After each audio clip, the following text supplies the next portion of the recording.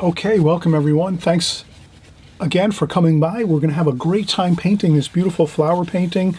We're painting into the light today. We're doing alla prima painting, which is just starting in one place and painting and just going through the painting, starting in one area and going through everything, not really worrying about too much, letting things dry in large washes. So this is a real fun painting to do. The alla prima method is a great method to use. A lot of great painters use the alla prima method and also the glazing technique, so we practice both here a lot on this channel, so you're learning both the alla prima and the glazing technique on a continual basis on my channel, so this way you have both skills, and this way at any time when you're painting your watercolors you're going to be able to employ both of those methods, either alla prima or glazing technique, to accomplish your paintings. That's my hopes, and I know many of you are already having a great time of it. I know this for a fact. Many of you send me your gorgeous, beautiful paintings, your finished paintings, and I salute everybody because there's some really phenomenal paintings coming into my email on a constant basis, and I tell you, a lot of people are really having a great time painting their watercolors and improving tremendously. So stick here on my channel. I just hope you'll subscribe below. On the right-hand side, you hit subscribe. You'll be plugged in here at my channel week after week, month after month, and year after year. I'm creating paintings for you on these tutorials so that you can benefit and learn lots of new information on watercolor. That's your main goal, is to get better at your watercolors, and I'm here to teach and show you to maximize your success. So let's get into this painting. You're going to have a great time with this one. Again, plenty of beautiful colors to use. We're going to use all the colors of the palette pretty much, and have a fun time of it. We take our time. I show you step by step everything you have to do as you go, and we even cover the pencil drawing right in the beginning. So right after this here, you'll see the pencil drawing and how we complete that, the contour drawing, and then we'll get right into the painting right after that. So have fun with this, enjoy it, and please leave your questions. If you have any questions whatsoever, please leave them in the comment section. Of course, if I don't know the answer, I'll try to look it up for you and do some research and get you an answer if I don't have the answer that you might need. Other than that, let's have some fun, enjoy, and we'll be right back.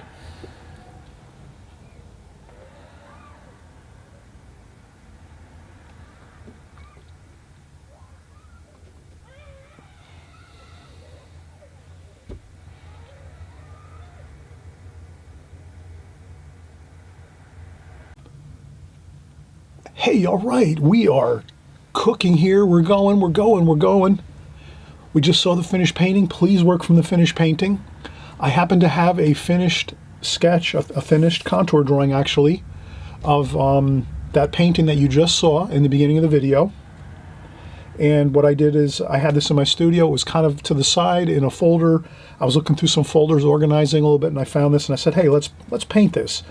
But before I do paint this, let's just kind of practice up and talk about what I did to get this contour drawing in before we're going to paint. And this is Fabriano extra white rough paper, and I buy this by the full sheets, and then I just trim them down to like the sizes that I want. Usually I take a full sheet of paper. I think it's maybe like 22 by 36, and then I just trim it down maybe into quarters and make it 4 pieces, something like that. In any case, this is the pencil drawing. I know you can see it. I'm looking at my viewfinder here on my video camera, so you can see the pencil drawing somewhat. So what I'll do is I'll just kind of explain a little bit of what I did. So here, starting out, you would just, you're going to be working from my finished painting in the beginning of the video or at the end of the video, so either or. You can kind of watch the video full through, and then at the end, hit pause, and you can draw and paint from the finished painting. Or you can hit pause on this section right now, which might not be the greatest of... It's hard to kind of see the pencil drawing here. It's a little bit light. So I will go over this, though, with a darker pencil line. So maybe what we'll do is, this is printer paper I have. So I'm going to use printer paper over the top of my watercolor paper, my Fabriano paper. I already have my Fabriano extra white watercolor paper. It's rough, extra white Fabriano paper. And so I did my pencil sketch from a photograph. And I can't show the photograph. It's a copyright issue, so I don't want to get in trouble by getting putting on things that are already copyrighted information from other artists. So here I put my sheet of printer paper over top, which is a little bit it's somewhat transparent. You can kind of see through it, so I'm going to just do a trace over it. So basically the first thing I usually do is I'll just go with my outline to make sure I make sure I'm doing my rectangle. So this way we always want to know what area are we working in. Okay, so we have our rectangle and we say, all right, this is our area we're working in, this rectangle. Then this gives us some definite places that we can start making marks on our paper. You know, you might say, oh, halfway down the paper or a little below halfway is the window sill.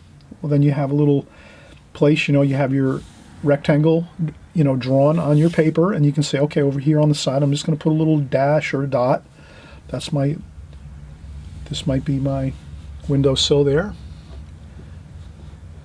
And then maybe over here, just a little bit off the right edge, is the side of my window over here. So I put a little dot or dash or a little marking here, maybe an arrow, whatever you want to do. And then maybe you can just put a really super light pencil line there. You can't see it really on this, but that's enough that I can get started. Maybe I want to I think one of the main things here for this painting to get it to really look good when you're doing your drawing is to kind of get the window sill in. So let's do that. So all right, I'm going to start and I'm going to say, let me draw the top portion of my window first, just so I kind of get a feel for things. All right, so the window sash is here, and it comes down like so. Then we have the frames up here.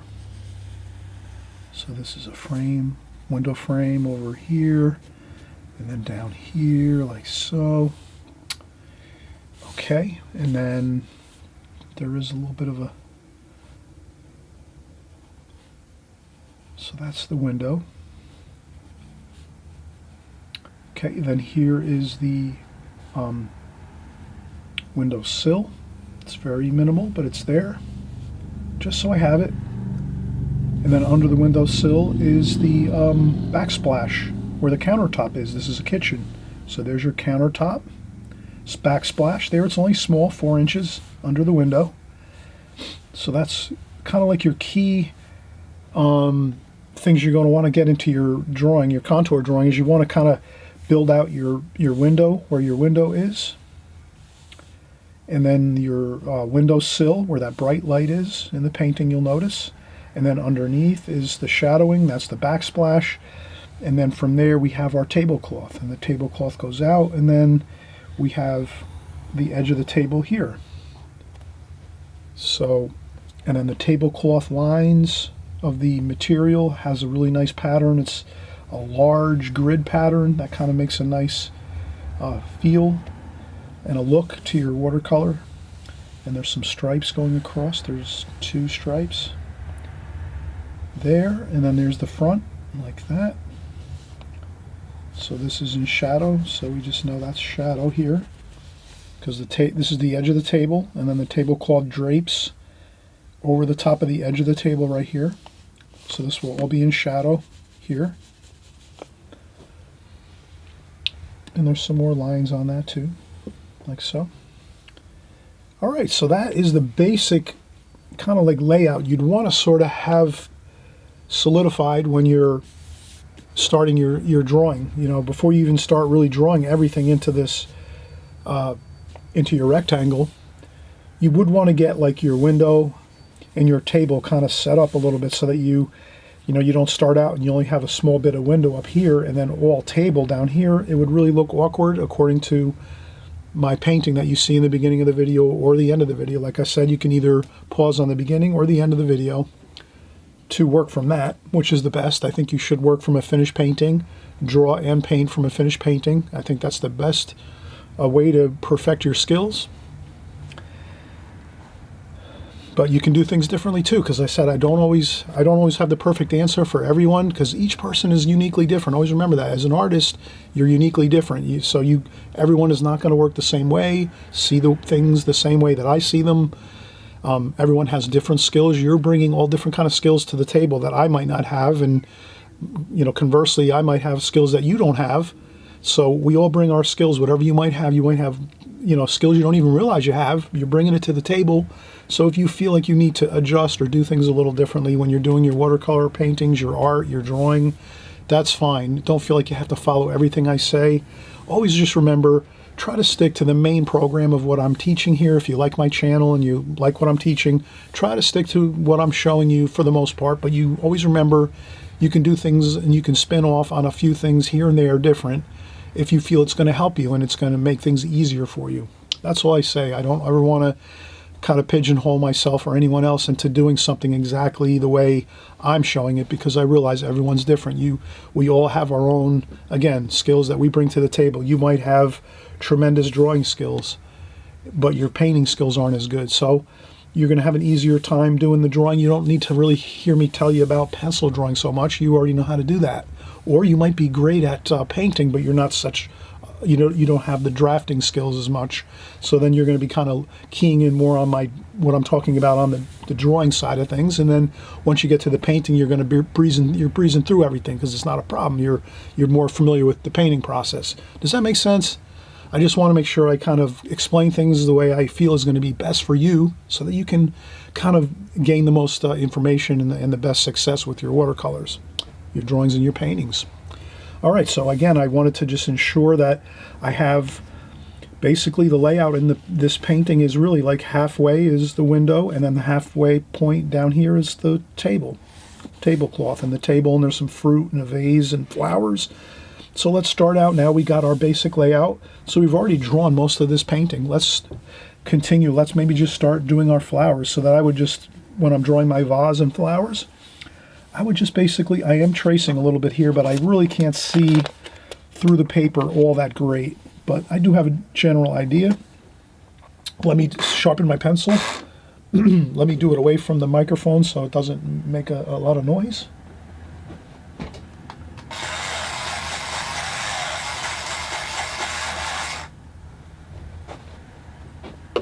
Okay, so let's do a little drawing here. And so I'm just going to be doing my vase here and some flower shapes. Okay, I see some. So now I'm doing some flower shapes here. I'm trying to see what I'm. And these are kind of like beautiful wild flowers here. Some wild roses. They look like pink roses from my painting, so we'll go with that.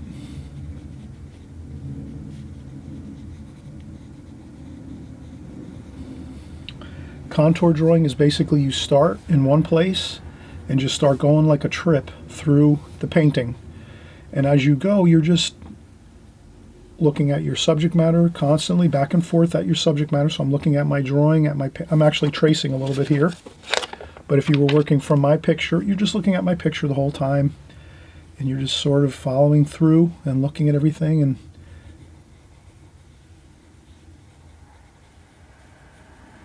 you're just kind of covering you're staying within this area here as you draw. You don't want to be going way out, far away from where you start. When you start your contour drawing, the basic simple process of contour drawing is all you do is you kind of stick close to wherever you start. And then as you're going through and doing your contour drawing, you're taking your time. You can rest and take a little break and make a little round dot and say, okay, well, now what am I doing? Okay, I'm going to do this leaf over here. Then you take another break and say, well, where am I going next? Well, I can see that this leaf is about the same length out here as the bottom of the rose. So then you say, all right, well, that's about that length. Then this one is about this length, about the same. And you do this. Whereas you wouldn't say, okay, I'm looking at this. I just did this leaf here. Now I'm going to go to the bottom of this rose here. You wouldn't go way out here and then do the rose, because you can kind of see as you're, again, sticking close to where you're working, you can gauge as you go the distances of everything. So this distance to the bottom of the rose here is approximately the same distance as this leaf form we just drew here. And then as we go up here, we see another small shape there, then here. And you just keep working things as you go through the drawing. And again, you wouldn't draw a giant rose like this, a huge flower like this, because you're already carefully going through. And if you feel like you need to, you know, as a runner jogs in place, if you ever seen a jogger that's jogging and they come up to a street where there's a light or a stop sign, they kind of jog in place. So you can take your pencil and just do a little circular motion and just kind of jog in place as you're going and thinking about where your next pencil line is going to go. Then when you get to the next destination point, then you can also hold that point, maybe, you know, just do a little circular motion. And the point is eventually you'll be able to kind of flow through your drawing, and it'll just be a intuitive type process for you. You won't really have to maybe pause as much and stop as much, but you will in the beginning if you're just, you know, kind of really getting used to the contour drawing method. You know, you kind of stop when you need to and just think about it and keep looking at your subject matter. So here again, I'm tracing a little bit. So let me see what we have here. Okay, so this is another flower here, and another one over here. Okay, and this is up here, and I think that's good. All right, so now let's move on down here. There's the vase. How far does the vase go down? To about here. Okay, and then we have maybe it's an apple here, so I'm just contour drawing. There's an apple there. Over here there might be an orange or a pear. Looks like a apple or an orange, or maybe a tomato. And there's some shadows here, because the light, we'll always draw our light insignia. So always remember, you want to know where the light's coming from. And you do this at the top of your painting so you know the light's coming from. Actually, you can adjust your light insignia. We're going to take a break in just a second. I'm covering a lot of stuff here. I don't want to get too far ahead of myself. So when you're doing your light, your light insignia, you can, if you want to kind of make it easier for yourself, if you make the light insignia more round like this and have only a small bit of the lamp, so we're pretending that our light source is a little lamp that we have as our insignia and our note for our painting. So if we have it like this, that means that the light is basically shining right at us. Whereas if we have the light like this, and maybe just a little bit like this, then the light's shining more straight down. Does that make sense? So if you see, so you just envision it. Practice drawing a lamp with a shade, with a light and a shade, and that's you can always use that for all time. When you're doing your artwork and you're figuring out where your light's coming from, you can always use that to kind of figure out where your light's coming from, the exact location for the most part, and then you do your insignia, and then you're really done. Then you already know, okay, a circle with just a tiny bit of lampshade means the light's coming directly at us, facing us, shining in our face. And then here, if we have this one, look at this. If the light is looking like the shade is a triangle, a large triangle, and just a tiny bit of oval with a little bit of light bulb, that means the light's coming straight down like so, like above us, straight up overhead. This here, again, is what we're looking at. This is our painting here, this one, and that's the light's coming straight through the window at us and throwing shadows, casting shadows down onto the table, like so. Just a tidbit of information. I hope you like that. That's a really helpful thing, because light is so important in your paintings. You really want to kind of always, in your drawings and your paintings, capture the feel of the light. The light's really important. That kind of gives it a three-dimensional look to your painting as you go. And so I know those of you might be complaining I'm talking too much or whatever, but I'm trying to give you as much information as I can. Some of you always love that I talk a lot and give you lots of information, so I guess I can't please everyone all the time. But we have a good time all the time here, as you know. We have a great time here on this channel, right? Do we not have a great time, everyone? Please say uh-huh if we have a great time. Uh-huh. All right. So we have a shadow here, and a shadow here, and a shadow. So that's just the basic essence of the drawing, okay? Now what we'll do is we'll come back after this and we'll start painting, and I'll just lift this up, and we'll start painting from the sketch, you know, from the drawing, contour drawing that I did. But you can kind of see this is the basics of it. And of course I have a few more things in here. There's a paintbrush. We just practiced one of these on our channel recently for the new beginners. For the extreme beginners, you can maybe paint this painting as well too, because you've already practiced some fruits. You've practiced a brush, you know. So then all you got to do is maybe practice up on a vase and some flowers, and you got it. You can start doing this painting actually and having a great time of it. So there you go. You got your paintbrush. We just practiced this in our Extreme Beginner series. So now we have our paintbrush there on the table, and we have another bit of fruit. Maybe this is an orange, and there's a shadow in front of the orange, and that's kind of shaded, but you wouldn't shade so much if you're doing a painting over the top of this. But if you're drawing this, yes, you would do some shading. But if you're doing a watercolor painting, you already know, all right, I'm just going to draw the shadow underneath the object, like so, like here, and like under the vase, and even underneath the paintbrush. Make a little indication you need to put a shadow under there, so you can kind of see how we're developing this, right? We're thinking of light and shadow with shade. We're doing our contour drawings like we're doing in our pencil sketches on our new Extreme Beginner series. So if you're just stopping by and you're working on the Extreme Beginners, hey, if you're an extreme beginner, you can still do this painting. You might want to practice up on a vase and some flowers, and maybe draw the window a few times, maybe sketch this out on some scrap paper first, but there's no reason why you can't do this painting as well and follow along with us, because in just a minute we're going to show you all the colors and how we're going to do this painting. This is more of an advanced painting, but again, even as you're an extreme beginner, you're already practicing your fruits and vegetables, and you're practicing brushes and pens. Maybe you want to put a little, you've practiced your tubes of paint. Maybe you put a couple tubes of paint in this painting here, like so. So it's up to you. But I want everyone to have a great time. Okay, so let's take a quick break. We've been drawing quite a bit of time here, already probably 20 minutes or half an hour. So let's take a break. This is the process of contour drawing before you start your watercolor painting. And then we'll come back in just a few minutes and we'll start our painting. What I'll do is, while I'm taking my break, I'm going to spritz my paint with a spritzer bottle so that gets a little moist. I keep my palette in a plastic bag in the refrigerator so that the paints stay moist and fresh. All right. We shall return in just a second.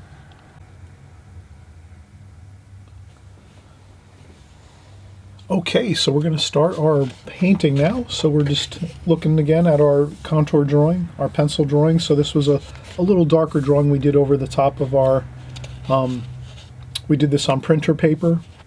And basically, I sort of traced just a little bit to get an idea of where things were. But this is the actual watercolor paper with the pencil drawing already on there. So we'll start out and just, again, I'm hoping you're going to work from the finished painting that I created. So either on the beginning of the video or at the very end, you'll see the finished painting as we wrap things up at the end of the video. Or again, on the beginning of the video, I always show the finished painting so you can kind of see what it looks like and be able to work from it if you like, or just to check it out, see if it's something you want to draw and paint. And this way you have an idea of what it's going to look like when we're all finished. So I'll just pour some water in here in my container, my water container, fresh clean water. Let me see what I have, a number 4 Da Vinci Maestro travel brush.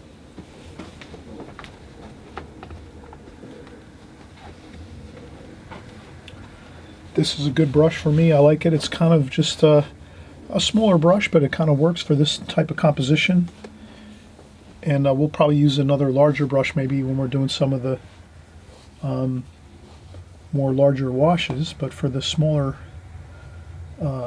shapes in this, we should be fine with this type of brush, a 4 or a number 5 round brush. Let's see what else we have here. Okay, so let's maybe we'll start out with some darks. So we're going to paint alla prima. Again, we talk about alla prima and glazing. This painting, we'll do alla prima, which means we're going to start just in one location and start working from there, preferably at the darkest darks of the painting, and preferably in more of the central location of the painting.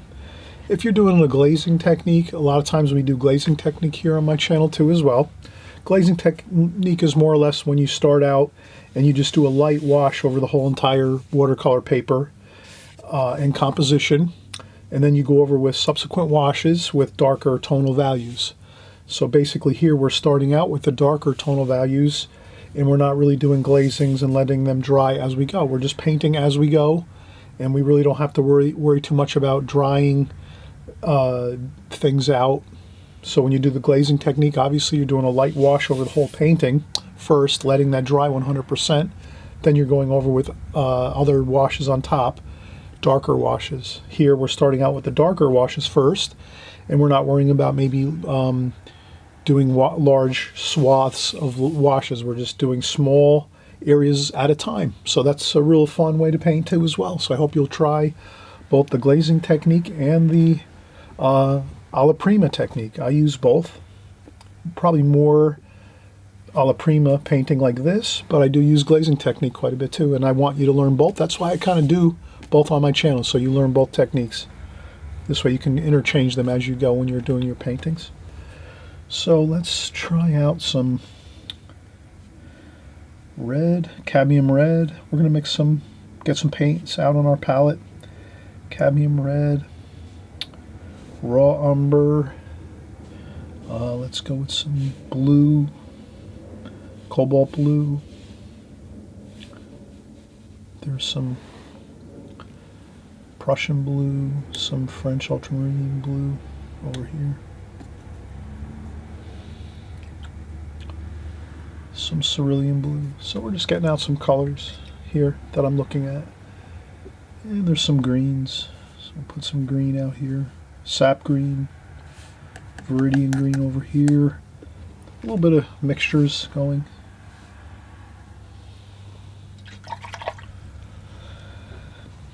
Have plenty of paints, you know, a number of paints out on the palette that you can see.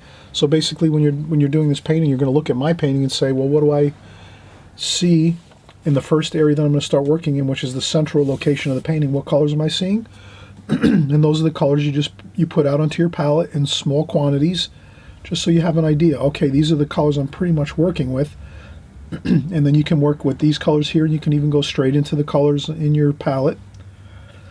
And this is a reason I always say if you can stick with the same palette over and over again. So once you get your, I think if you stick with, let's say if you stick with my palette, and if you even type in my name, Chris Petri, and you type in Chris Petri, my palette into YouTube, you'll see about 10 videos where I cover all my colors, my palettes. I use different palettes here and there for different situations. So you'll see all my palettes, all my colors, and my colors really don't change. I've been using the same colors for like 15 years now. And the reason it really is important to kind of stick with the same colors is you'll memorize them, and you'll really become you become very closely in tune with your paints and your colors, so that whenever you're working, you're not thinking too much about it. Does that make sense? Does that kind of, you know, you'll just kind of like driving a car. You're putting on the brakes, you're stepping on the gas, you're steering with your wheel, you know, you're shifting if you have if you have a car that has a gear shift, you know, you're looking in your mirrors, you're driving, and you really don't even, after a while, you don't even realize it. You're doing all those things at the same time, and you're carrying out those tasks successfully. And it's the same thing with your paints, your palette. If you're using the same colors all the time, eventually it becomes second nature, like driving. where you don't even have to think about it. You're already just looking at the colors. You're saying, oh yeah, that's a red, that's a cadmium red, that's a alizarin crimson red, this is a cobalt blue, this is a cerulean blue, this is a green. You'll know, and you'll have all your colors memorized. But if you keep changing colors all the time, that's going to be a problem because you won't memorize a particular palette. And what's fun about this palette is if you stick with this same palette, sure, you can always add in some colors. You add in a couple little extra wells here. You know, these are plastic pans here. You can add these into your palette, tape them down, and put different colors in there if you want to add a few every once in a while, different colors that you might see that you might like to try. But if you stick with your main colors all the time and you just work with those consistently, you'll have them all memorized. You'll have the names of the colors memorized. You'll have them actually memorized as far as the actual color of them, so that when you're looking at any painting, doesn't matter whose painting it is, you'll be able to just naturally match the colors perfectly as you go. So it's a real huge advantage if you can just stick with one palette of colors and stick with those and just use those all the time. And even though it kind of feels a little bit awkward to some of you, I know some of you don't like to be stuck with just one group of colors, but trust me, it really works. You just stick with those one group of colors. And again, you can always add some colors. You can always add a few colors here. I added some leaf green here. Maybe I added some sepia tone here. So once in a while I do add different colors to my palette, but if you stick with those same colors all the time, trust me, you really will benefit from it tremendously because you'll memorize them, and it'll be a lot easier to paint and match your colors when you're painting, whether it's you're painting from photographs or if you're outdoors painting from plein air in outdoor situations where you're trying to match colors. You'll be able to match them because you can your eyesight will be adjusted to those colors. So I didn't want to go off on too much of a tangent there, but really using the same palette all the time and just sticking with it, finding your palette, creating it, and saying, okay, this is the one I'm sticking with, and that's it. And then you just go from there and just stick with that same palette. Again, it might be a little bit awkward for some people, I realize, to stick with just one palette of colors. But again, it's really beneficial. I hope you will do that. But again, everyone's different, so a few of you are not going to want to do that. Fine, do what you have to do, okay? All right, let's keep going here. So let's go in. There's some darks here. So we're going to start out with our darks.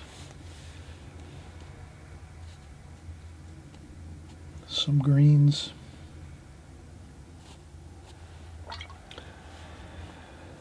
Then we're doing the vase. Some blue.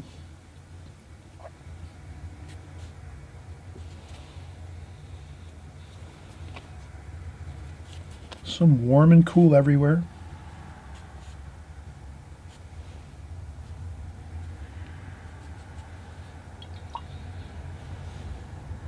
Burnt sienna.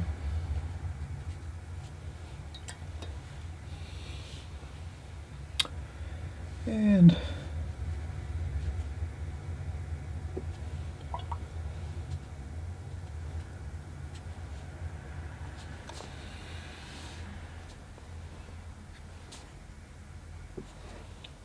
if you want to start working over into your other colors, there's some orange over here. This is maybe an orange. And don't forget, the light's coming from behind, so the object's going to have a little bit of light, rim lighting around the outer portions of the object, whatever it is.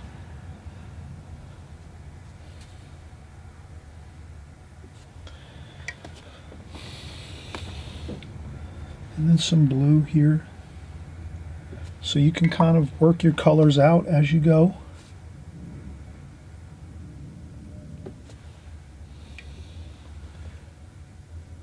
A little bit of purple there. Some blue.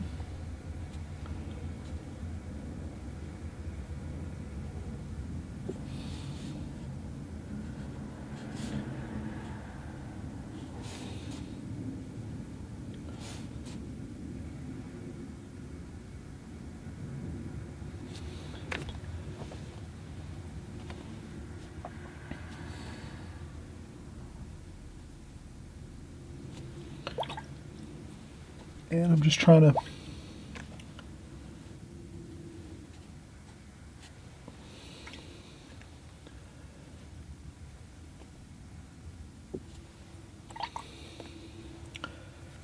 trying to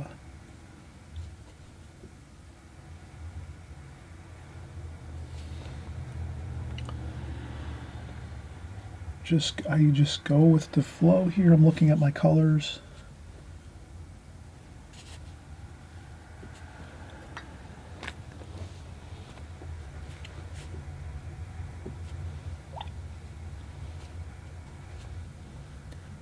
And that's all I do is I just keep looking back and forth at my subject matter.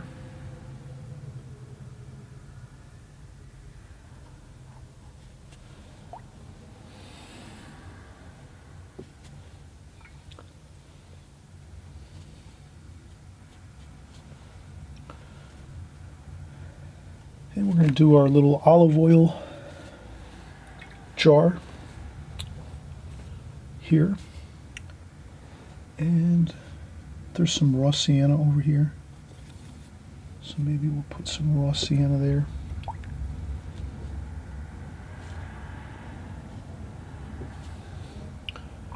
And then some more blue, purple.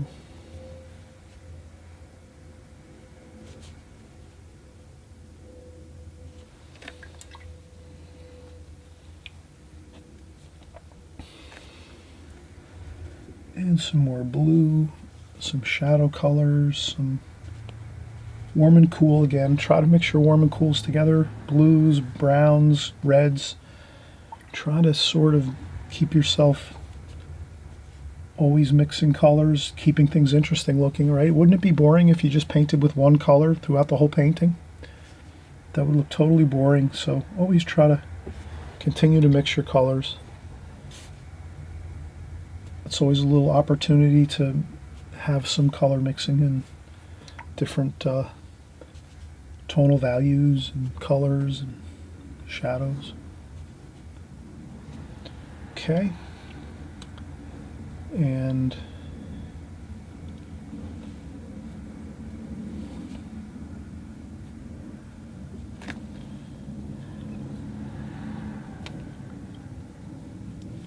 if you see some darks that you need to put in, leave the lights and let them dry and come back later at a later time to do your darks. So if you need to do some dark accents, like some little bits of design work on your bottles, there might be some like small painted designs on your bottles or your cups or mugs or whatever you're painting.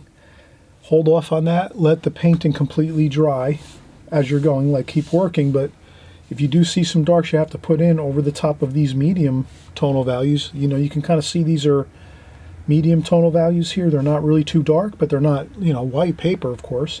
So they're in between, they're the medium tonal values. If you have some designs here that have darker colors on these bottles or your decanters or whatever you have you're painting, even an apple, if you see some really dark colors, maybe it's a good opportunity to let the paper dry. So move to a different section and paint somewhere else and let that dry pretty much 100%. Then come back and add in some of the details. So what I'm saying is when you're painting alla prima, keep in mind you can't just keep painting over wet paper. You have to let that paper dry as you're going and come back later and get those darker darks in there. So we'll do that. We'll let this go for now. But we are going to go over with some darker darks. And if you're looking at the finished painting, you'll notice that there are some darker darks over here on this bottle and this olive oil container, glass jar.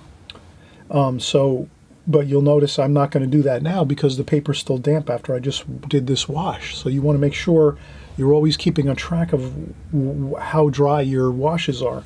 So if you paint a wash onto a portion like of your painting, an object, let that dry before you go back in and do a darker dark. Okay? Does that make sense? I hope you'll follow that rule of thumb. That's always a good rule of thumb. Let things dry and come back later. Don't try to keep painting everything at one time, even though you're painting all at one time. So I'm going to go with some yellow here. We have some yellow.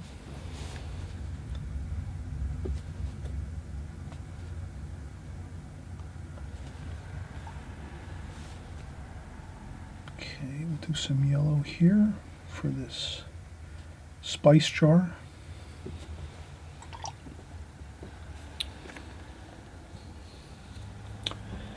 It will continue on. Let's get some more darks in here. There's some sap green, cerulean blue. We're going to add some darks here.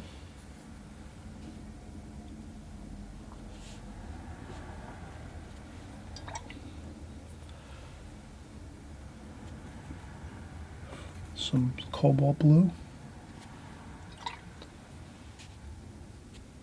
Mix in a little yellow there. And we want to keep that bright light there on the bottom of the windowsill. The windowsill needs to be that bright light.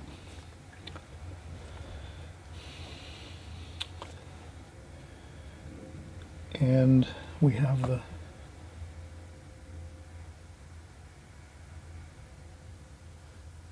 some burnt umber here.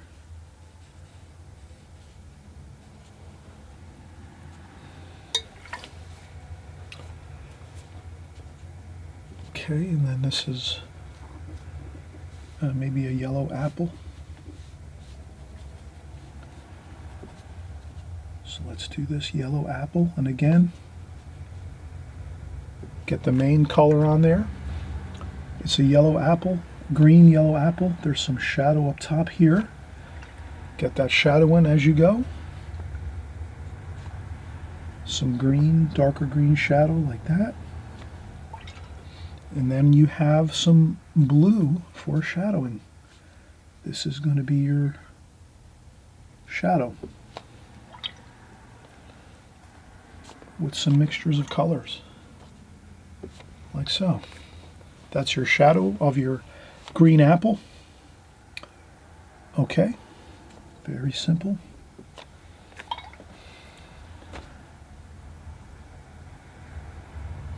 Like so. If you find it's too dark, you can always lift up a little bit with some tissue. And then let's do an orange over here. I think I see an orange here. Let's do an orange.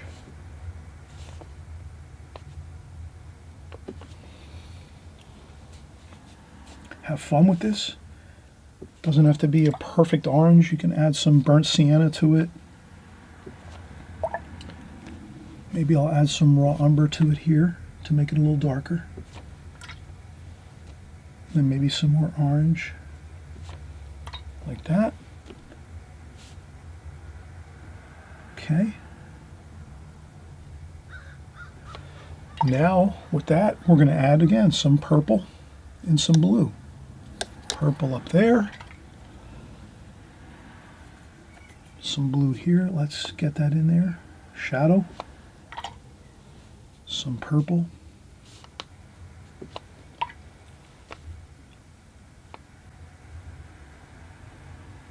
There we go.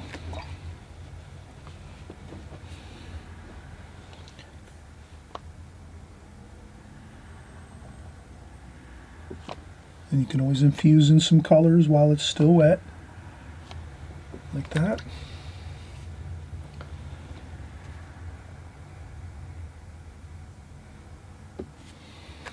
Okay, there we go. So now we have a couple pieces of fruit, and if you're an extreme beginner, you could always do this exercise on a separate piece of paper, just doing a couple of pieces of fruit, an orange and an apple, and try to do it this way with a shadow underneath it. Instead of doing this whole scene, this whole painting, you can break it down into smaller parts and say, hey, you know what, I'm an extreme beginner. I'm not going to try to tackle a giant painting like this. Let me try a couple parts of the painting. So you just want to create a couple pieces of fruit together like this. So you might want to just break this painting down and make a smaller section. It's real simple. You know, you just take it and you section it off and say, okay, I'm just going to do these two pieces of fruit like that. And you just do the two pieces of fruit, an apple and an orange with the shadows, and there you go. It's up to you. You might just want to keep on working on your drawing. Maybe you're holding off on doing some watercolor painting for right now. That's fine too. Just an idea if you need to. have a couple more things to work on. If you want to keep working and you have not too much information, then you can start doing something like that. All right, so now let's keep going here. Let's try some more shadows for this vase here. So I will do some shadowing on this vase here, like so, and there will be some more shadows like so. Then you can go in and do some splashing for the flowers with a few mystery shadows like that, just to kind of have some mystery shadows in your painting where the flowers are.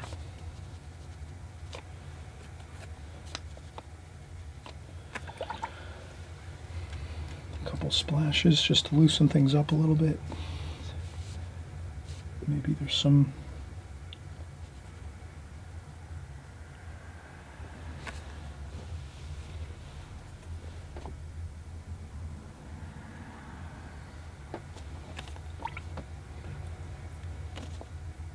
okay. So you can see we're making some really good progress. We already have lots of color, lots of medium tonal values. We haven't got, there's some darks here, so you can see there's some really darks here and there, a little bit there. So we have put in some really impactful darker darks, but a lot of this is medium tonal values. And again, we can always come back in and do some darker darks if we need to, but we're going to continue on. Let's continue working up in this area, but let's take a break. We've been working 15 or 20 minutes now, so it's always good to take a break when we've already gotten some really good color and paint onto our paper. So this is a perfect time when we feel good. We've gotten some really good progress here. We've worked half an hour, 20 minutes, half an hour, give or take, and then you have some good colors, some good washes on here, mostly medium tonal values. We've left white paper too, so we're leaving white paper. Remember, you don't want to cover up all your white paper. You want to use your white paper as an advantage to create more impactful light in your painting. For watercolors, you want to leave some white paper in there. Not every time, but a lot of paintings, you're going to want to leave some white paper in there. And so that's what we're doing here. We left some white paper in the vase. We left white paper here on the tablecloth, on the table area. And we left some white paint along the sill here, the window sill. So we're going to see how that appears once we do some negative shape painting, which is another great technique. We'll just cover that in a few minutes when we come back, doing some negative shape painting, which is an incredible tool, an incredible method and technique you'll use in watercolor to create more impactful, exciting light looks in your painting. So we'll do that next, but we have to take a break. And remember, take some breaks. Hey, if you can work and you don't need breaks, that's fine. Like I said, everyone's different. Do what you think is best, but I always say it's better to take breaks. Get some rest, relax yourself, sit down if you're standing up, or if you're working sitting down, maybe you stand up and you stretch a little bit and get a cup of coffee or tea or a glass of water, soda, whatever you like to drink, and then we'll come back. Okay, so we'll come back in just a second, but we're really have a good start now. So we're kind of setting the key for the painting. Lots of good color, beautiful colors, lots of mixes of colors.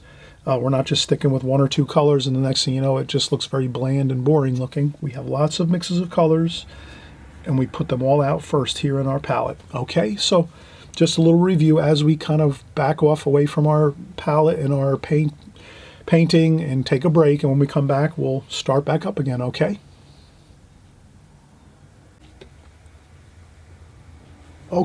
we are getting back from a break. So breaks are great because hey, you can come back, step up to your painting, look at it and say, okay, what am I seeing here? How is it looking? What do I do next? Did I miss anything? Do I need to change anything? That's the perfect time when you're taking your breaks. You've rested a little bit, 10, 15 minutes maybe. You come back, you'll have a clearer mind, and you can check things out and kind of assess what you're looking at, and maybe your game plan for the next 15 or 20 minutes that you're going to paint. So this is exactly what I'm doing right now. I'm walking up and I'm saying, all right, awesome. We've got some good colors. Medium tonal values are really coming along nicely. We have a few darks here and there, little punctuations of darks throughout.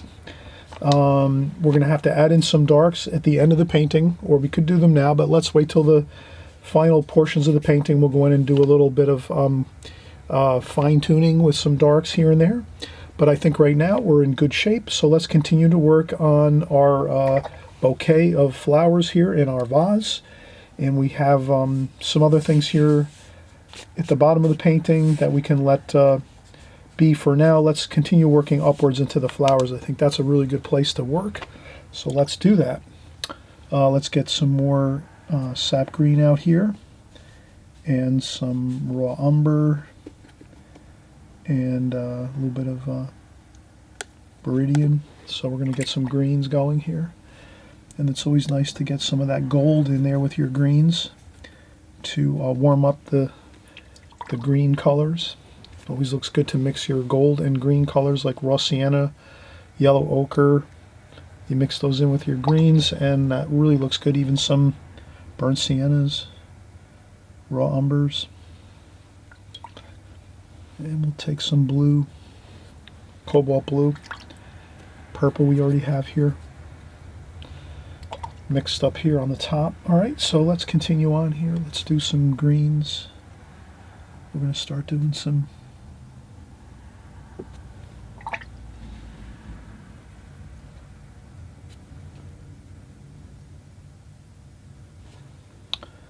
so we're having some green leaves here going in.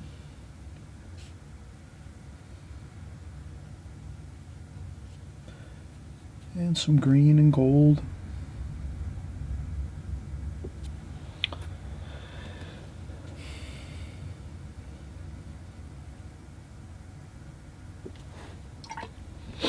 And a little bit of blue, warm and cool everywhere, so there's maybe a little bit of blue in there for some shadows. Maybe we start working in some alizarin crimson.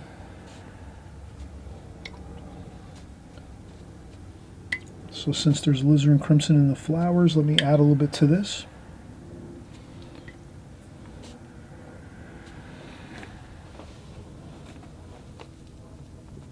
A little bit there. So if I add alizarin crimson into the flowers, I want to add it in some areas over here too, just a little bit maybe.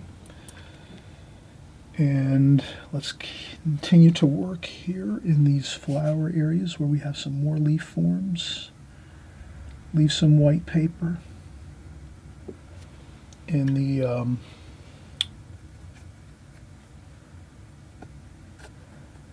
leave some white paper in the bouquet of flowers. Okay, so you have that there, a couple splashes.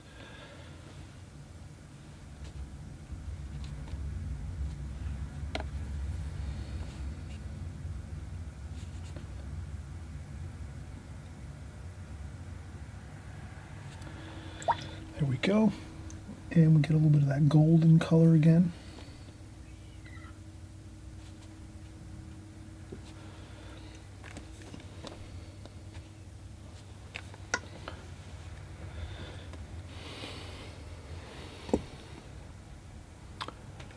Okay, now we're going to do some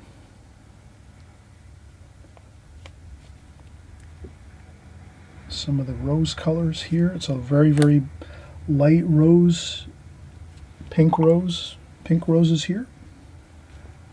So we add a little bit of that pink rose color, maybe a little bit of cadmium yellow too. Some cadmium orange maybe.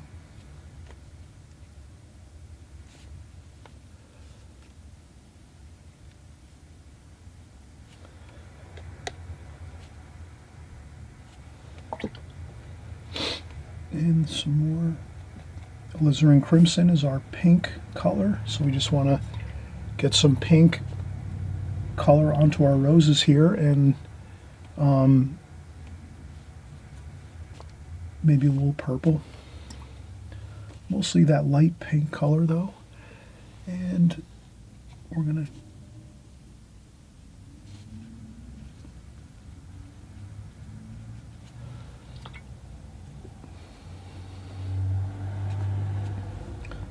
little bit of purple too.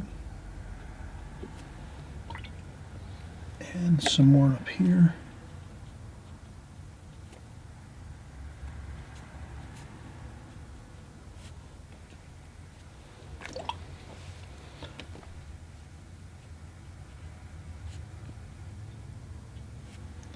And then we're going to go with some sap green. We want a little bit of a darker green. Sap green, maybe a little bit of burnt umber.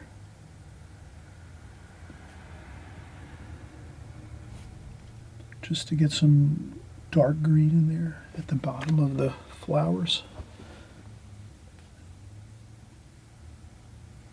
Go. Then we can paint around. We can paint around the roses at the top area. There's going to be, this is a window, remember this is a window, so we're seeing out into the grass. So we're painting around the roses a little bit.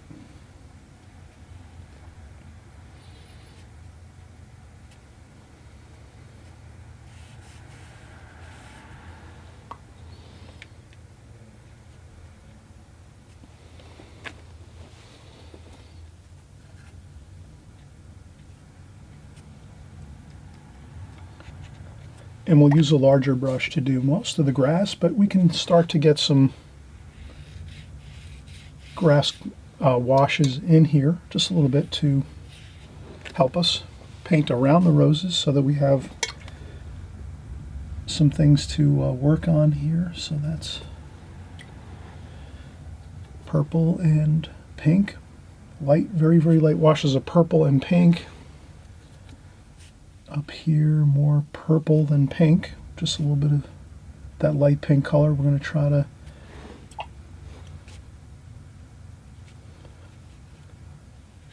to keep these light and fresh looking, abstract looking.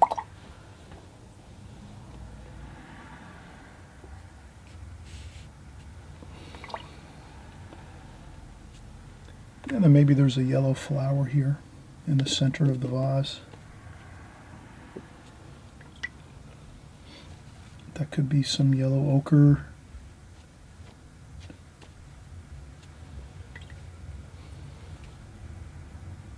Like so.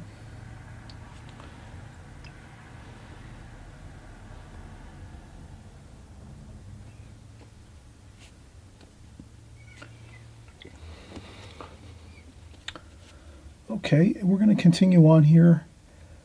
More sap green, viridian green, maybe some raw umber mixed in there. Let's just get a little bit of green in here. And we definitely don't want to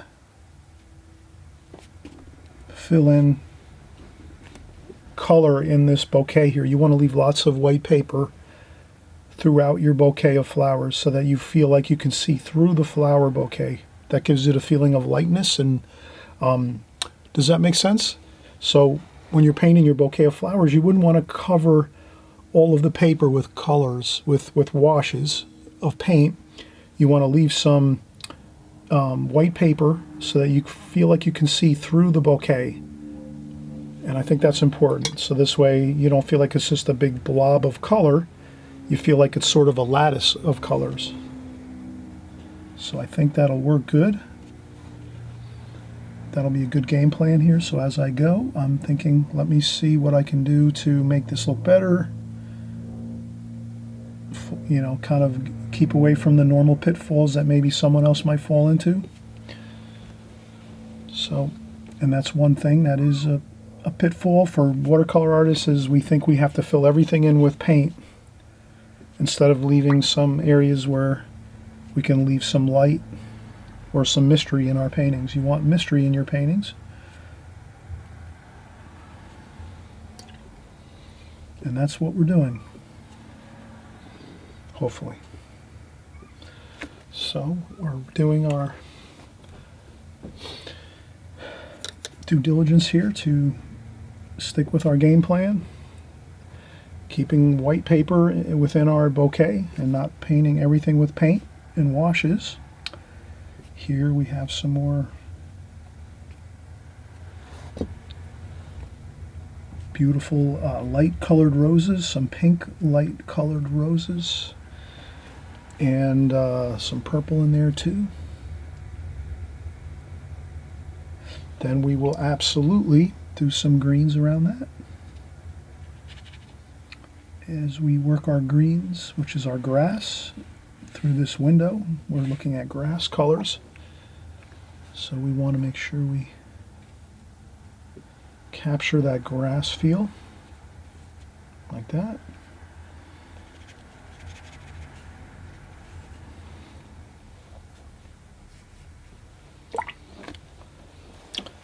And a little bit of maybe some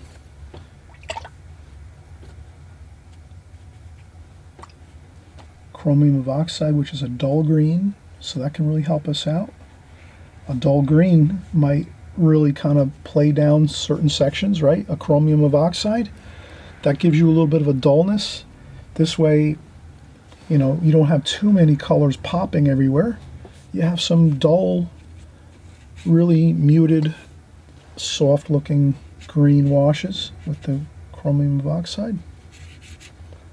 So I just do that, put that in there.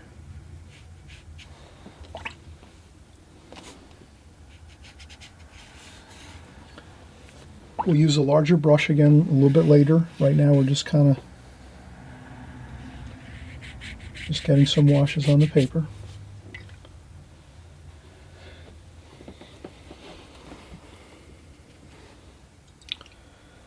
Okay. And let's use a little bit of a larger brush. I'm going to go with a number 8 Raphael round brush. I'm going to empty my watercolor, my container of water. It's starting to get a little bit murky. You can kind of see that. Let's get some fresh water. I use an orange juice container.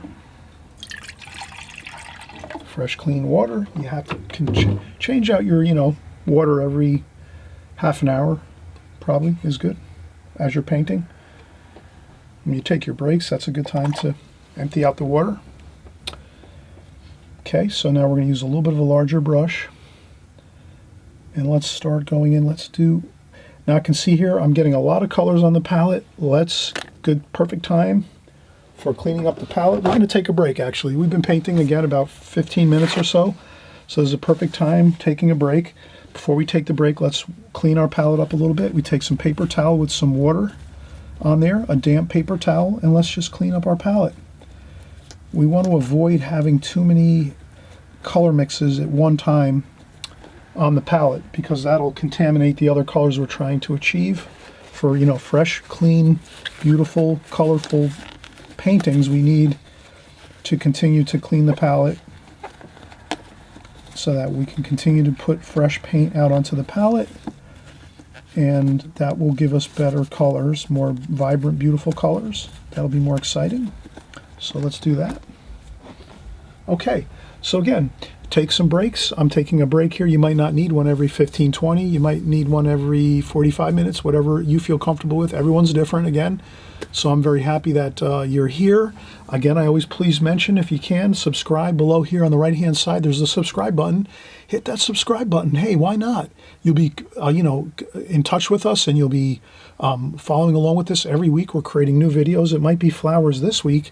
Next week, we might be doing boats, a beautiful boat painting, or seascapes, landscapes. Hey, we might even do a beautiful cityscape with some buildings, interesting things like that, or maybe some figure painting, maybe some really interesting portrait painting. We might do a portrait or two here and there. So we're always doing new and interesting things, but the key is it's all watercolor. So if you're looking to learn watercolor on YouTube here, and this is your place to stay right here every week, because we're doing everything watercolor. And even if we might not be doing your preferred subject matter, you can still watch along and learn how we're using the colors, how we're doing our washes, what techniques, methods we're using, how we're accomplishing our drawings and paintings. That's all information that you need to keep learning and having go into your mind. So this way it's kind of really solid in your brain, So your brain is wired to kind of understand how the whole watercolor medium process works. And that's what you learn here if you watch. Every week you tune in, you watch it, even if, like I said, you're not so excited about flowers.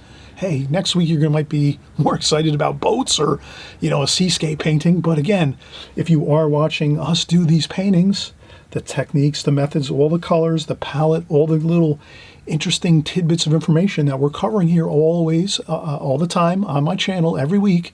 If you're watching these things, you're going to learn them a lot more quickly than if you're just tuning in when you feel like you like a painting or you don't like a painting. So that's the key here is please stick with us every week and you'll learn so much more if you're following on a regular basis. And that's why I always say if you subscribe down below on the right hand side and you click the notification bell, to click all notifications. That's the top bell on the right hand side.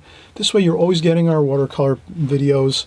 You're learning all the techniques, the methods, all of the things you need to get better at your watercolors. And I know you'll be much happier if you have much more mastery over the watercolor medium. Okay, so let's take a quick break and we'll come back and we'll kind of start wrapping this up. I think we have it quite a bit done already, but we do have some more things we have to finish up. So we'll come back and maybe do one or two more passes at this painting. We're going to have to do the lighter washes in the back here where the grass is when we're looking through the window, and we have to do a few more things here in the foreground. Let's say the foreground of the painting, the tablecloth. We have to do the tablecloth. There's an orange or an apple over here, an orange, a paintbrush. We have to do the tablecloth, a little of the details with the stripes on the tablecloth, a little more grass here in the distance. We have to do the window a little bit more. The wall over here, there's a wall. There's a kitchen scene. So there's a beautiful kitchen scene, and you have your windows, your window panes, and your wall over here. So we have to do a little bit more painting here, but I think we are on a good path to, we're probably about halfway to 75% done here. So let's continue on. Okay, we'll just take a quick break and we'll be right back. Thanks for watching. Okay, we just took a break, everybody.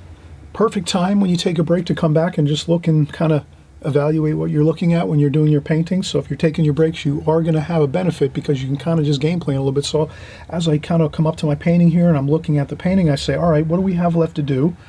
And then I, think to myself, all right, here we go. We have more grass to do in this picture window. We have a window here that we're looking at. It's a window. Outside is the backyard of this house. We have the flowers here in the kitchen on the kitchen countertop. So we have to do some grass. We have to paint the window frame of the windows. We have to paint a little bit of a wall. We have to paint the bottom of the backsplash of the countertop over here. And we have to paint the countertop itself with a little bit of tablecloth. So I think that's pretty, and then a few darks, a couple details of darks here and there in the bouquet and on some of the few items we have here, like a olive oil jar. We might have here like a another jar for like some sauces and things. We have a little some condiments and some this might be like some pepper or salt shaker here on the side of the windowsill. We have an orange and a paintbrush, an artist brush. So let's do these things and get them in and see how things progress. Okay, so we're going to take some purple. We're going to get back out some of those colors. Purple up top there. We have fresh clean water in our water bucket. We were using cobalt blue, cerulean blue. We're using some Prussian blue and purple up here, and we had some green, sap green, some viridian green too. So I'm putting out some fresh clean color, and then we were using some burnt umber, burnt sienna, raw umber, raw sienna. So we just get some colors out. Make sure we're kind of some orange. There's some red here, some alizarin crimson. Okay, so now we're going to do the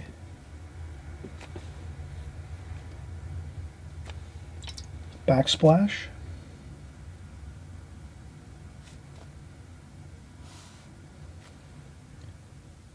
And side of window.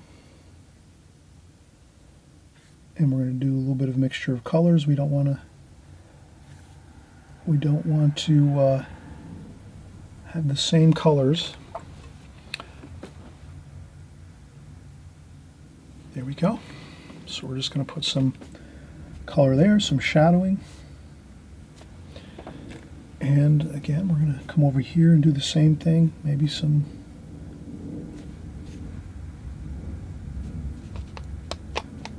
I'm going to paint around the top of that orange there.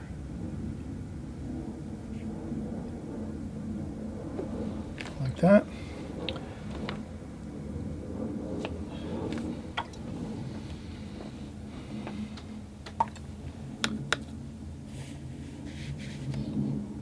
I'm going to try to cover some ground here with some washes. Blues, purples. So I'm just using, again, cobalt blue, purple. That's French ultramarine violet by Winsor Newton. That's my purple that I really use all the time. It's really a beautiful purple. And then I just kind of want to wash that on here. That's the wall in the kitchen here. Then there's maybe some more blue here. And I'm going to just go down there like so.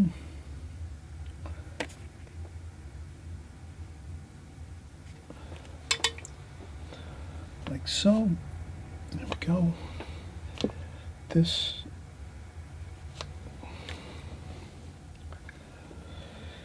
is looking good. And then we have some more purple. Pick up some purple and some brown.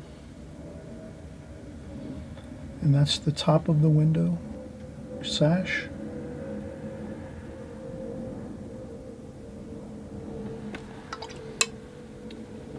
And the idea is, don't worry, as long as you have the basic shape of the window, it doesn't matter with the colors, as long as it's a cool color, I think. And I'm just going to pick up various colors here for the grass in the background here.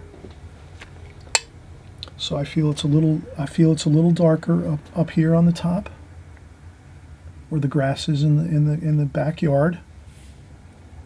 So that's that there, like so. Then more grass over here.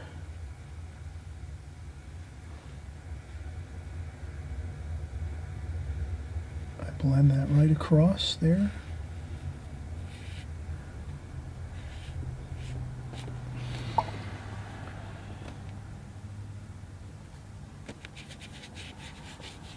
Scrub on some grass colors. And again, large brush. I'm using a much larger brush than I started with doing the flowers. You can see how different I'm using a really large brush here to cover this area here, so I can cover a lot of area and not be too concerned. You wouldn't want to be trying to paint a large area like this here all around the flower bouquet with this brush here, with the smaller number 4 or number 5. This is, or number 4. What did we say that was? This was a number 4 Da Vinci travel brush. So we want to cover this area with a larger brush. This is a number 8 Raphael. There we go. You can do some splashing. That brings a little bit of interest into the painting. Maybe a little raw umber.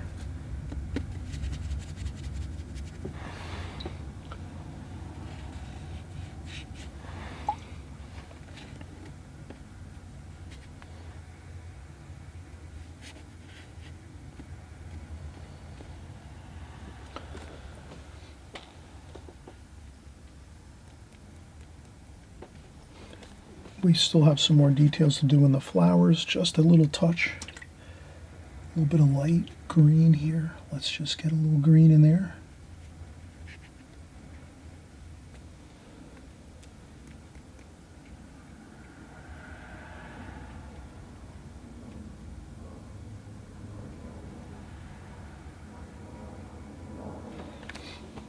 Okay, so that's really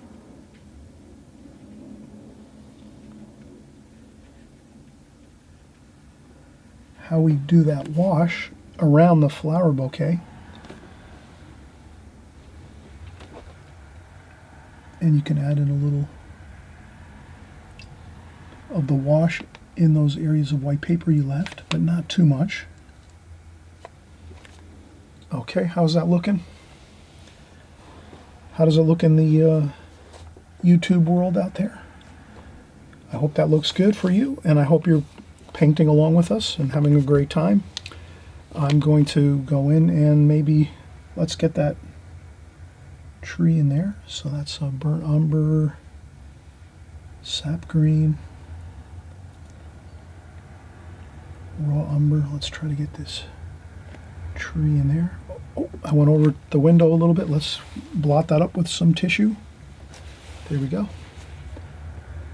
So that's the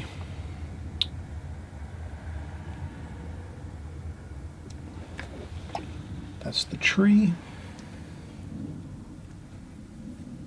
Here's the shadow of the tree.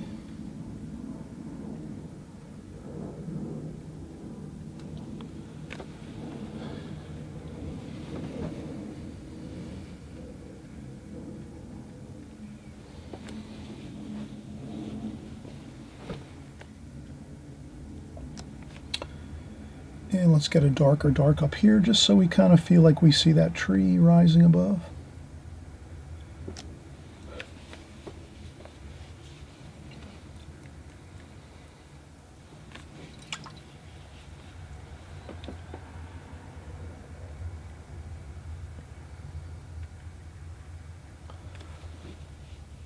Okay.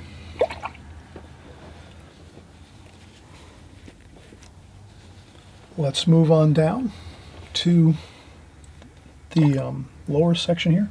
We have, I'm going to dry off my brush a little bit and get some orange and some, rinse off the brush, dry off the brush a little on a tissue, get the orange, maybe a little bit of raw umber.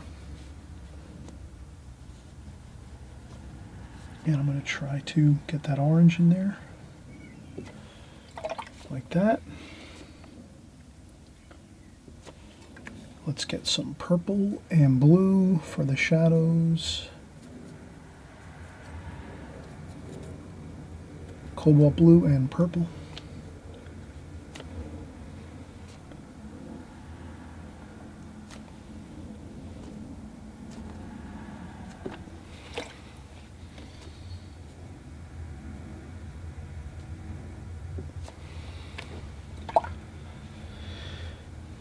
That's looking pretty good.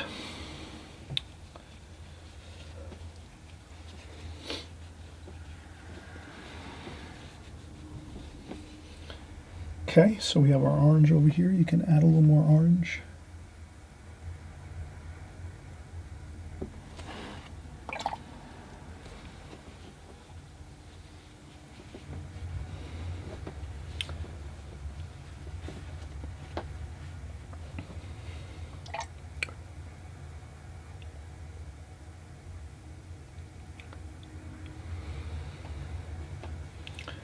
Now I think we can go in and start doing some really big shadow shapes.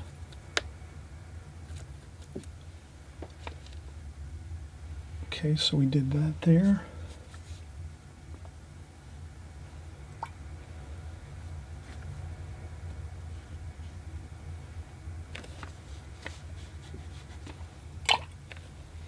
This is going to be the tablecloth.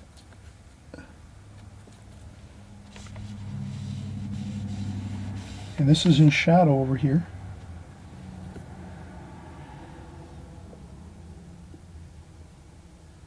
So this is in shadow, the table.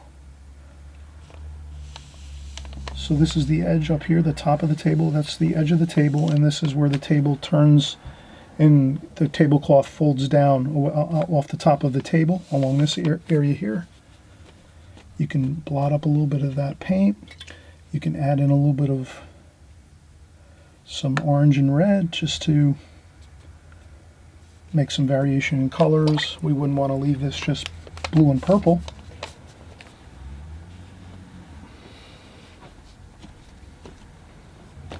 Blot a little bit of paint there. Maybe we tie in this a little bit over here, the shadows. There's a shadow over here.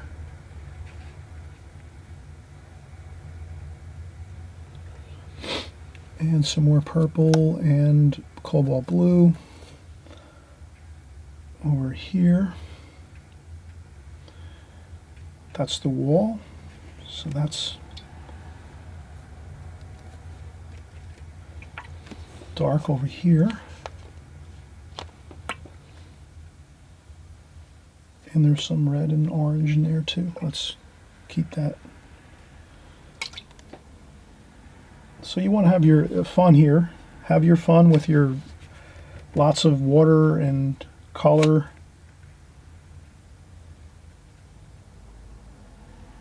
You can repaint this again, add some more watercolor up here to kind of fuse the paint down here underneath with up here.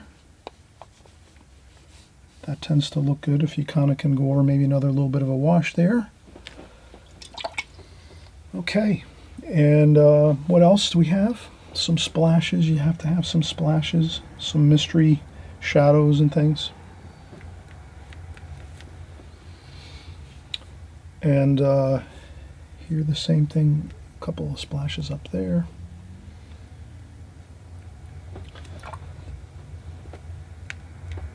Okay, then we're going to want to put the stripes in. Let's do the paintbrush here. Let's do a quick artist brush. We're going to use some black paint. That's really going to look interesting. Black and brown. Let's mix black and brown. So ivory black and burnt umber. Maybe we should rinse the brush, and let's use the smaller brush, the number 4 Da Vinci Maestro travel brush. And let's do that. Let's do that.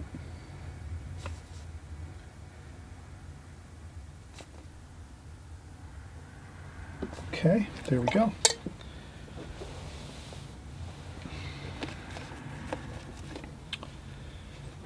And I'm going to let that be as it is right now, because it's good sometimes to let your paint set up a little bit. So let it sit there and kind of dry a little bit before you keep going. And then I'll do the hairs of the brush there, and then I'll leave the metal part of the brush for now. I'll let that go. And there's always something else we can do. So here I'm just adding a little more shadow there. And maybe a little more shadow over here, underneath this here, and underneath that there. And then I just put some wash on, and then use a damp brush to kind of just smooth it out a little, feather it in, like that. Okay, so we're seeing the light coming through the window, and we're getting that good effect of light coming at us, and having everything else just sort of, light up. So the outer perimeters of all the flowers and the vase and the subject matter here, the olive oil container and the various things. We have some fruits and vegetables in our paintbrush. All of this is kind of getting lit from back. So we're painting into the light, so to speak. So this is an into the light painting. Light's coming through the window, sunlight, and we're getting that beautiful effect of shadows and light. And let's continue on here. I'm going to go back to my larger brush, my number 8 Raphael round brush, and let's there's a little more shadowing here, purple. Now that I've gotten the artist brush completed, I'd want to just kind of clean up my palette up here like that. This way I can continue to mix my purple up here, and I won't have too much of a problem. Again, keeping the palette clean is important. And so now we're going to use our purple and There's still some more purple here, I see. Some shadowing.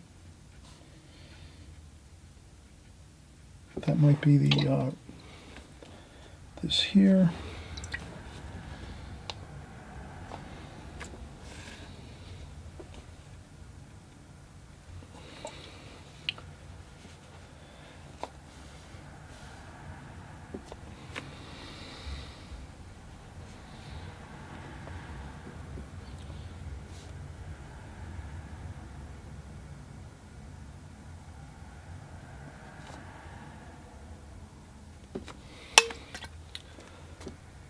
Okay, and then a little bit of red and orange to mix into that purple.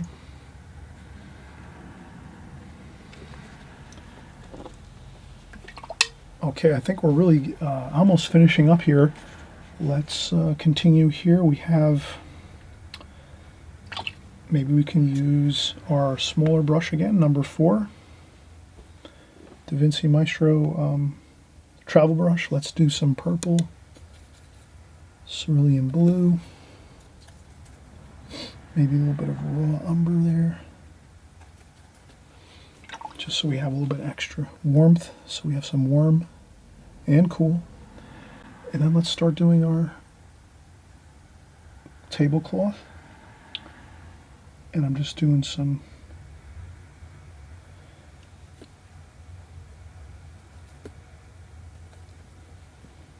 and if we go with a little darker color, I think we might be a little better off.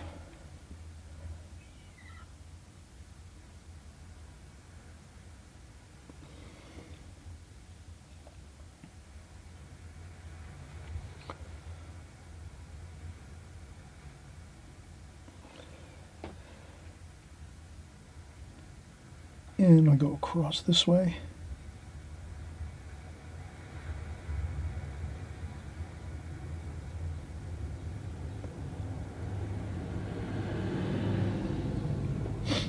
And we're going to go across this way too, like so. And I think we had some of that striping going this way here.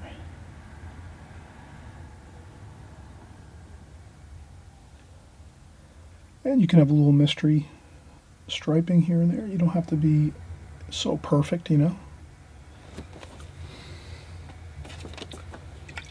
You can add in some extra striping if you want. So you can say, all right, so there's going to be a little more here. Maybe you have one there. Maybe some more here. So you can do a little extra.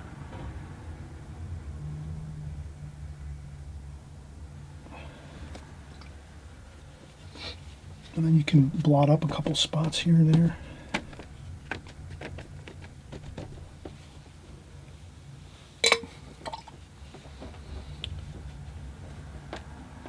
And then we'll do some shadowing under our brush.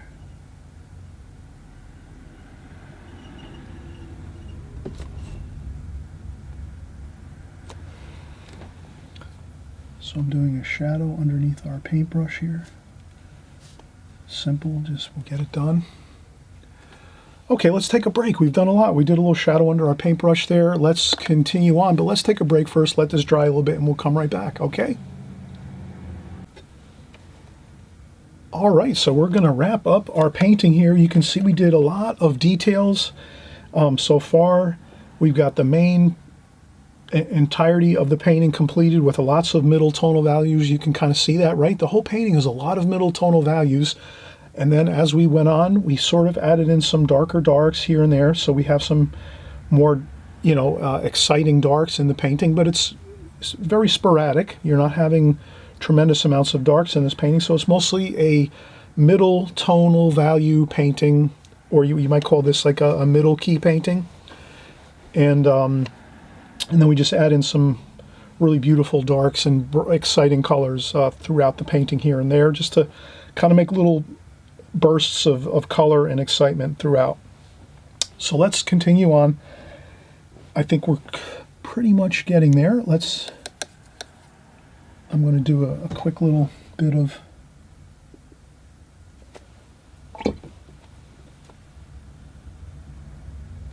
Okay, so that's our paintbrush there. And then maybe we'll have some orange.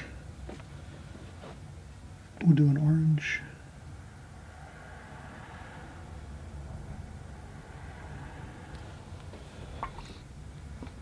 Orange end on the brush there, on the tip of the brush. And let's do some more. So we have brush hairs.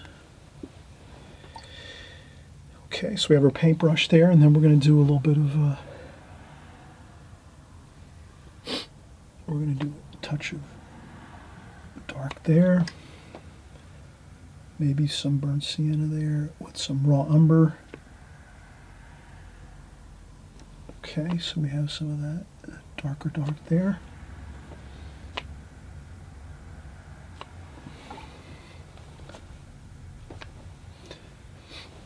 And then we have some sap green and French ultramarine blue, cobalt blue, French ultramarine blue, sap green, maybe a little bit of burnt umber. And we'll just do a little flick of our brush here. There's some design on this.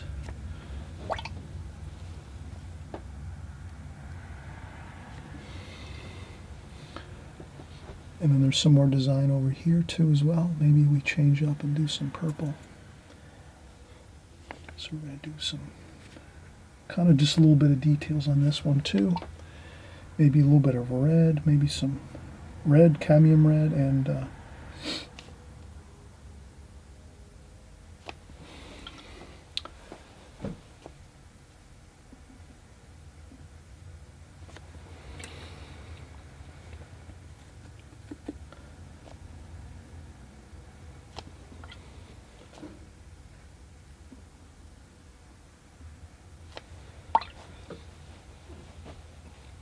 okay, so we're kind of just moving our way across the painting, looking to see if we could do any more details over here. This might be some burnt umber, burnt sienna, burnt umber. There's a little bit of writing on this here, so we just try to do a little bit of writing on there, and then there's maybe a little bit of a like that.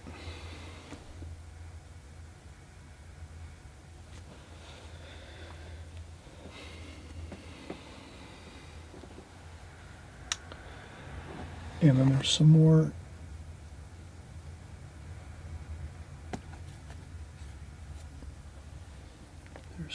darks here.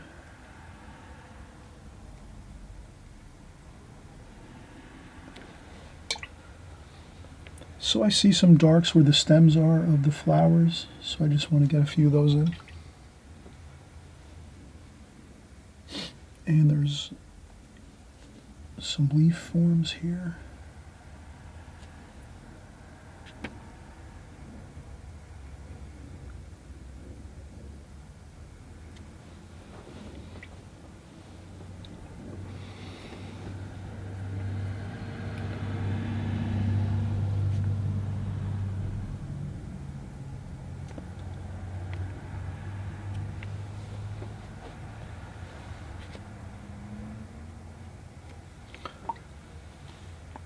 And a few more greens, like where the bottom of the flowers are. There's some stems and things like that. But I think that's, going too much more is going to, kind of,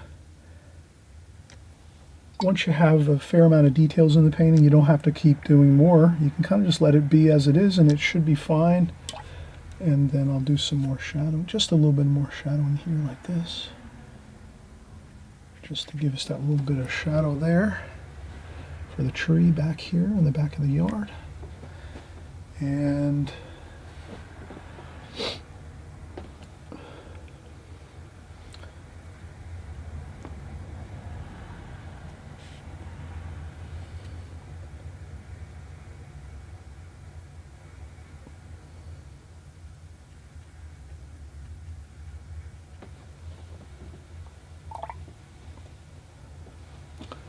That looks pretty good. And then maybe just a few more touches of shadow, purple and blue.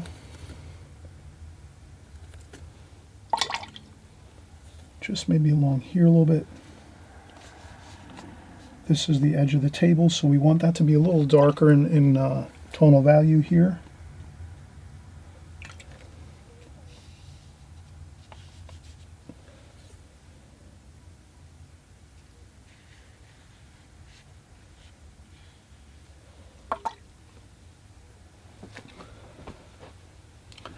And then you can even go in and do a little bit more darker spots here and there on that edge of that. Like that. That kind of gives it a more exciting feel there where the light is in the shadow. But I think this is really something you can have a lot of fun with. I hope you'll try this painting. Enjoy the process of just getting those washes on. And again, in the beginning, we just really focused on starting out in the center of the painting with our alla prima method, starting out, getting some of those dark washes of our vase and stems inside the vase and our leaf forms at the top of the vase. And we started working out into our paints out into the colors of the roses, very light, beautiful light alizarin crimson washes for the roses here. So we wanted to sort of, you know, keep these light and fresh looking, not too overworked or too much color. We wanted to leave them kind of light. You can add in a little more color to them if you like. If you find that when you're kind of finishing up the painting and you say, oh, I think those could be a little more colorful, you can add a little more, but I wouldn't go too much. And there was a yellow flower over here in the vase too as well. A golden color there.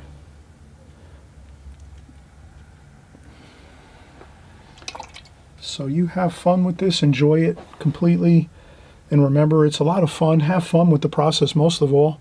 Don't sweat it too much. You can always do 2 or 3 or 5 or 10 more of the same paintings, and that will just give you more experience with the painting itself. So if you really, you say, oh, this painting is so great, I just enjoy it so much, no problem.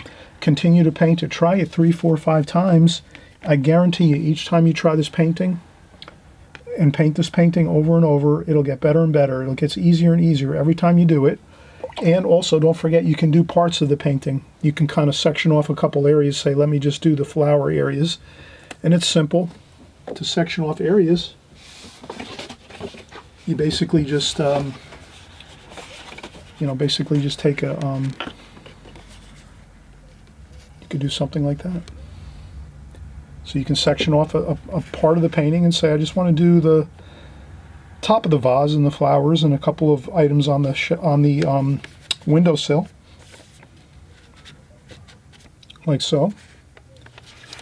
Or you can do the whole thing, or you can just do a portion on the bottom. You can say, I just want to try out the fruit and the watercolor, the fruit and the brush and the tablecloth, but just the rest, leave this, don't worry about this part.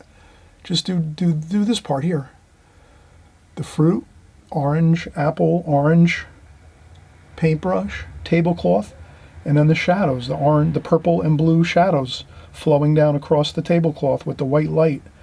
That's a really cool effect. Using the white paper, you leave the white paper throughout the whole tablecloth, and then you just do your shadows. So that's a fun exercise you can paint too. You can even pause the video here and work from this.